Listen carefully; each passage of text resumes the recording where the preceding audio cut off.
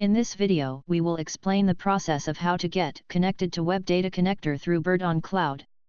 A Web Data Connector is an HTML page with JavaScript code that connects to web data, for example, by means of a REST API, converts the data to a JSON format, and passes the data to BIRD.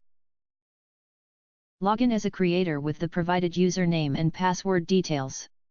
Once logged in, click on Create Report option, which is available on the left side of the home page. You will get a Connections window page as shown. From here, select the Web Data Connector connection from To Service section. Once you select the Web Data Connector, the connection details will be displayed as shown. We can connect Web Data Connector in 3 ways. First one is None. By selecting None option, user need to enter URL. By default, request method as GET. Request format as JSON. And select second option as Windows Authentication. For this authentication, user need to enter username, password, and domain. Select third option as two-step authentication. For this authentication, enter authentication URL. Enter token name. Select request method. By default, request method as GET. Enter authentication parameters as shown in video.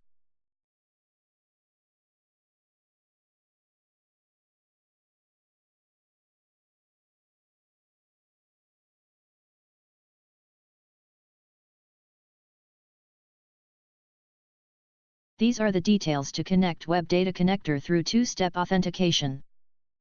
We are selecting option as None to plot storyboard.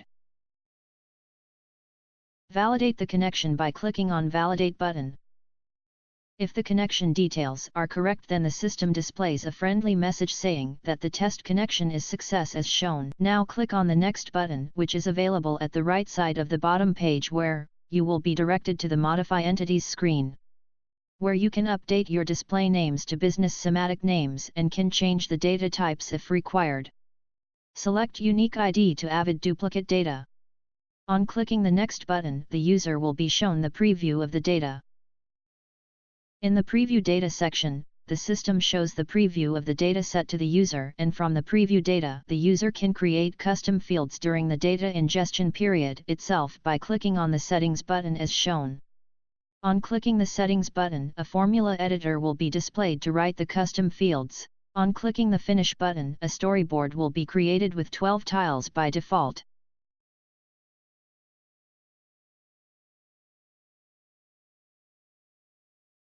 By saving the storyboard, you can see the total data. This is how we can create a report by using the Web Data Connector. Hope this video is helpful. Thank you.